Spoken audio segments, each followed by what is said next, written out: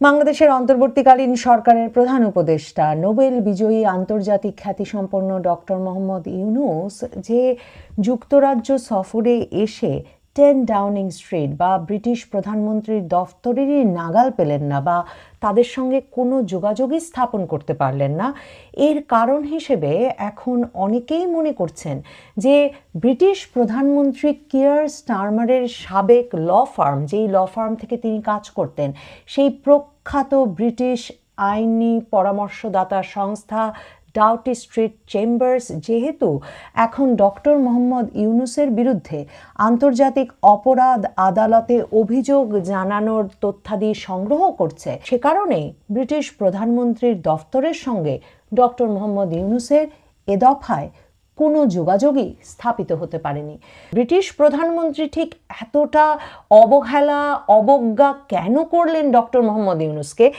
এই বিষয়টি আমাকে খুব বিস্মিত করছিল। সেই বিস্ময়ের জবাব খুঁজতে গিয়েই এ খবর বেরিয়ে এলো যে এই British law firm Doughty Street চেম্বার্সের একেবারে শুরু থেকে এর সঙ্গে ছিলেন, 1990 সাল থেকে ছিলেন ব্রিটিশ প্রধানমন্ত্রী কিয়ার স্টারমার, এবং 2007 সালে এই চেম্বারের প্রধান হন।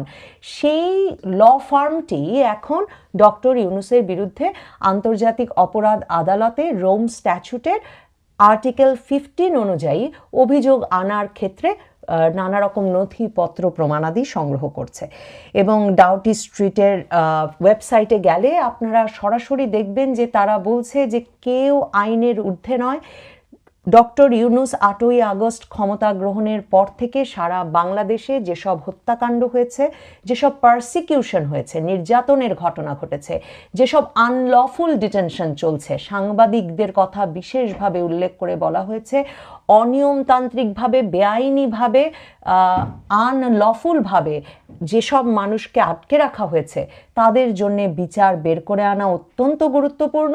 এবং ভিকটিমরা, নির্যাতনের শিকাররা যদি দেশে বিচার না পায় তাহলে ডাউটি স্ট্রিট চেম্বার্স অর্থাৎ ব্রিটিশ প্রধানমন্ত্রী কিয়ার স্টারমারের সাবেক চেম্বার মনে করে সেই ভিকটিমদের, সেই নির্যাতিত ব্যক্তিদের আন্তর্জাতিক অপরাধ আদালতে প্রতিকার পাওয়ার সুযোগ রয়েছে এবং আন্তর্জাতিক অপরাধ আদালতে জানানোরও সুযোগ রয়েছে। আর্টিকেল 15-এ কি বলা হয়েছে আমরা সাধারণভাবে জানি, আন্তর্জাতিক অপরাধ আদালতে নালিশ করতে পারে জাতিসংঘের কোনো সংস্থা কিংবা কোনো রাষ্ট্র। এক্ষেত্রে ব্যক্তির কোনো অভিযোগ জানানোর সুযোগ আছে কিনা আন্তর্জাতিক অপরাধ আদালতে, সে বিষয়টি নিয়ে প্রায়শই একটা সন্দেহ বা ধোঁয়াশা সৃষ্টি হয়। কিন্তু আর্টিকেল 15-এ বলা হয়েছে যে আন্তর্জাতিক অপরাধ আদালতের যে কোনো প্রসিকিউটর অর্থাৎ যে কোনো কৌশলী তার কাছে কোনো তথ্য পৌঁছলে সেই তথ্য ইনভেস্টিগেট করে দেখবেন, তদন্ত করে দেখবেন, কিংবা এই তথ্য বিষয়ে সেই রাষ্ট্রের কাছে, সেই রাষ্ট্রে কর্মরত জাতিসংঘের বিভিন্ন সংস্থার কাছে বা তার বিশ্বাসযোগ্য সংস্থাগুলোর কাছ থেকে তথ্য নিয়ে জানবেন যে প্রসিকিউটরের কাছে, কৌশলীর কাছে যে তথ্য এসেছে সেটি সঠিক কিনা। এবং এটি এক রকমের দায়িত্বের পর্যায়ে পড়ে এবং রোম স্ট্যাচুটে পরিষ্কার বলা আছে যে প্রসিকিউটর তার নিজ দায়িত্বে, নিজ উদ্যোগে, প্রোপ্রাইরো মোটু এই তদন্ত চালাতে পারবে তার কাছে আসা যে কোনো তথ্যের ভিত্তিতে। আর্টিকেল 15-এ এই সুযোগটি দেওয়া হয়েছে যে কোনো ব্যক্তিকে তার নির্যাতনের বিষয় বা তার ক্ষেত্রে ঘটা অনিয়ম, অন্যায়, অপরাধের বিষয়ে আন্তর্জাতিক অপরাধ ট্রাইব্যুনালে জানানোর। এবং আন্তর্জাতিক অপরাধ ট্রাইব্যুনালের কৌশলী প্রসিকিউটর এরপর তার নিজস্ব তদন্তের মাধ্যমে যদি দেখেন এই অভিযোগ সত্যিকার অর্থেই আন্তর্জাতিক অপরাধ আদালতে বিচার্য কিংবা বৃহত্তর তদন্তের যোগ্য, তাহলে তিনি আদালতকে জানাবেন এবং সে মতো ব্যবস্থা নেবেন। এই আর্টিকেল 15-কে শক্তি করেই কিয়ার স্টারমারের সাবেক চেম্বার ডাউটি স্ট্রিট চেম্বার্স বাংলাদেশের অন্তর্বর্তীকালীন সরকারের প্রধান উপদেষ্টার বিরুদ্ধে আন্তর্জাতিক অপরাধ আদালতের অভিযোগ আনার জন্যে তথ্যাদি সাজাচ্ছে। ডাউটি স্ট্রিট চেম্বার্সের বিশেষ অভিজ্ঞতা রয়েছে, তারা বিশেষভাবে সম্মানিত আন্তর্জাতিক অপরাধ আদালতে বিভিন্ন মামলা পরিচালনায় তাদের ভূমিকার জন্য। ডাউটি স্ট্রিট চেম্বার্সের ওয়েবসাইটে গেলে আপনারা দেখবেন যে তারা বলছে যে সাবেক যুগোস্লাভিয়া এবং রোয়ান্ডার বিষয়ে যে জাতিসংঘের যে ইন্টারন্যাশনাল ক্রিমিনাল ট্রাইব্যুনালগুলো স্থাপিত হয়েছিল, তাদের ডাউটি স্ট্রিটের লয়াররা, আইনজীবীরা ছিলেন প্রথম দিককার সদস্য যারা মিলে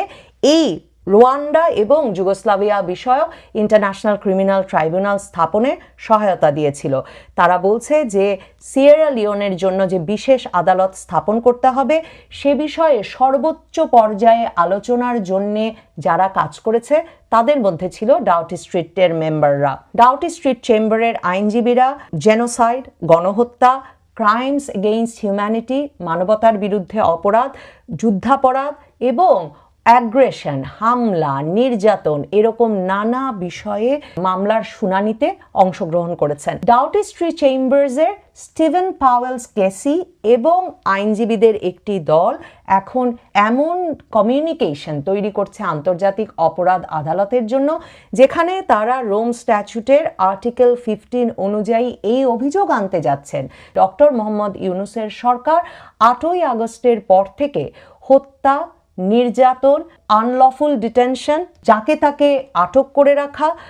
মব ভায়োলেন্স, ব্যাপক পরিমাণ মব হামলা, বিশেষভাবে সাংবাদিকদেরকে আটকে রাখা এবং রিলিজিয়াস মাইনরিটি, সংখ্যালঘু, ধর্মীয় সংখ্যালঘুদের ওপর নির্যাতন করে তাদের ওপর হামলা চালিয়ে মানবতার বিরুদ্ধে অপরাধ করে যাচ্ছেন। ডাউটি স্ট্রিটের আইনজীবী স্টিভেন পাওয়েলস কেসি বলছেন যে এখন পর্যন্ত এসব অপরাধের সঙ্গে যারা জড়িত ইউনূস প্রশাসনের, তাদের বিরুদ্ধে কোনো ব্যবস্থা নেওয়া হয়নি। কাজেই আন্তর্জাতিক অপরাধ আদালতের দায়িত্ব এদের বিরুদ্ধে ব্যবস্থা গ্রহণ করা। স্টিভেন পাওয়েলস কেসির যুক্তি হচ্ছে যে এই যে পরিমাণ ব্যাপকতায় 8ই আগস্টের পর থেকেও বাংলাদেশে মব ভায়োলেন্স, হত্যা, নির্যাতন, যাকে তাকে আটকে রাখার ঘটনা চলতে পারছে, তাতে বোঝা যাচ্ছে এর ব্যাপকতা আছে এবং এটি উদ্দেশ্যমূলকভাবে, সিস্টেম্যাটিকভাবে করা হচ্ছে। ব্রিটিশ এই শীর্ষস্থানীয় ল ফার্মের আইনজীবী বলছেন যে এটাও পরিষ্কার বোঝা যাচ্ছে যে এই ঘটনাগুলোর পরিকল্পনা হচ্ছে সর্বোচ্চ পর্যায়ে এবং এগুলোকে কোনোভাবেই, এসব হত্যা, নির্যাতন কিংবা আটকে রাখার ঘটনাকে কোনোভাবেই মানবতার বিরুদ্ধে অপরাধের চাইতে, ক্রাইমস এগেইনস্ট হিউম্যানিটির চাইতে ছোট করে দেখবার কোনো উপায় নেই। এবং তারা বলছেন এগুলো রোম সনদের আইসিসি স্ট্যাচুটের আর্টিকেল 7 অনুযায়ী সিভিয়ার ডিপ্রিভেশন অফ লিবার্টি, মানে মানুষের স্বাধীনতার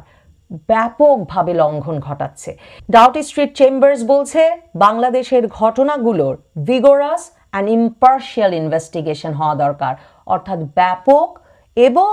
নিরপেক্ষ তদন্ত হওয়া দরকার। ডাউটি স্ট্রিট চেম্বার্স তাদের ওয়েবসাইটে একটি উদাহরণ দিয়েছে, সেখানে তারা শামীম মোল্লার ছোট ভাই শাহিন আলমের ভাষ্য তুলে ধরেছে, যেখানে শাহিন আলম বলছেন ডক্টর ইউনূস ক্ষমতায় আসবার পর তার ভাই এক হামলায় নৃশংসভাবে খুন হয়েছেন এবং বাংলাদেশ সম্পূর্ণত একটা ললেসনেসে, একটা আইন ছাড়া রাজত্বে, আইন শৃঙ্খলাবিহীন অবস্থার মধ্যে পতিত হয়েছে এবং বাংলাদেশে সকলের জ্ঞাত সন্ত্রাসীরা জেল থেকে ছাড়া পাচ্ছে। বাংলাদেশে মৌলবাদী গোষ্ঠীর সদস্যরা বিভিন্ন জায়গায় ক্ষমতার কেন্দ্রে বসার সুযোগ পাচ্ছে। এই অভিযোগগুলো সুনির্দিষ্টভাবে শাহিন আলমের বয়ানে তুলে ধরেছে ডাউটি স্ট্রিট তাদের ওয়েবসাইটে। ডাউটি স্ট্রিটের এই অভিযোগ আন্তর্জাতিক অপরাধ আদালতে পৌঁছানোর পর সেখানকার প্রসিকিউটর কি উদ্যোগ নেন, কি ব্যবস্থা নেন বা সেই তদন্ত শেষে তারপর তিনি একে আরও গুরুতর হিসেবে অভিহিত করেন কিনা সেটা দেখবার জন্য নিশ্চিতভাবে অপেক্ষা করতে হবে। তবে আন্তর্জাতিক খ্যাতি সম্পন্ন, শান্তিতে নোবেল বিজয়ী ডক্টর মোহাম্মদ ইউনূসের জন্যে এ ধরনের অভিযোগ ওঠা এবং বিশ্বের শীর্ষস্থানীয় একটি ল ফার্ম এতে যুক্ত হয়ে পড়া এবং তাদের ভাষ্যে এই বিষয়টি প্রকাশ করা কোনোভাবেই আসলে সম্মানজনক হচ্ছে না। আমি আপনাদের বলছিলাম যে চ্যাথাম হাউসে যেভাবে ব্রিটেনের শীর্ষস্থানীয় থিঙ্ক ট্যাঙ্কে, সেই থিঙ্ক ট্যাঙ্কের প্রধান নির্বাহী যখন ডক্টর মোহাম্মদ ইউনূসের সাক্ষাৎকার নিচ্ছিলেন, তখন তিনি যে ধরনের কড়া কড়া প্রশ্ন করছিলেন, তাতে এটা পরিষ্কার হয়ে যাচ্ছিল যে ডক্টর মোহাম্মদ ইউনূস যে হাত নেড়ে, নট ট্রু বলে, হেসে, আধো আধো বলে তার সময়ে মানবাধিকার লঙ্ঘনের ঘটনা কিংবা রাজনৈতিক মত প্রকাশের অধিকার ভীষণভাবে সংকীর্ণ করে দেওয়ার বিষয়গুলো এড়িয়ে যেতে চান, একটি বিশেষ রাজনৈতিক দলের সকল মানুষকে